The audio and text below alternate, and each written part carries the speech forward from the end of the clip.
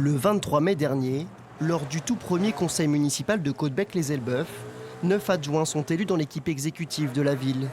Et le maire, Laurent Bonater, a mis un point d'honneur à mettre des femmes au poste à responsabilité de première et deuxième adjointe, un choix sur lequel il a finalement été contraint de revenir.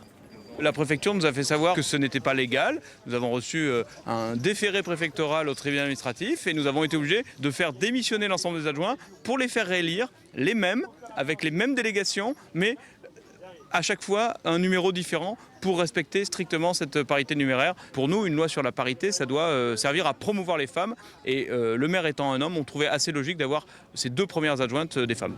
Or, la loi actuelle du 27 décembre 2019 précise: la liste est composée alternativement d'un candidat de chaque sexe.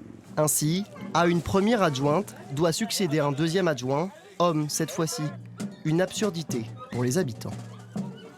Qu'il n'y ait pas alternance entre hommes et femmes, c'est pas un souci. Je pense qu'il n'est pas nécessaire de savoir si on a affaire à un homme ou une femme, mais plutôt à une compétence. Gaëlle Lapère avait été nommée deuxième adjointe. Elle a dû laisser sa place à un homme. Désormais troisième dans l'équipe municipale, elle dénonce un texte de loi paradoxal. Dans toute loi, aussi positive soit-elle, il peut y avoir des limites.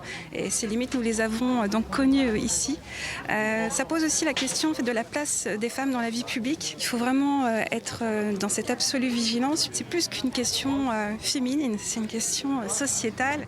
Une question chère à Laurent Bonater. Il y a 4 ans, il a fait afficher devant l'hôtel de ville cette mise en garde de Simone de Beauvoir. Ces droits ne sont jamais acquis. Vous devrez rester vigilante votre vie durant.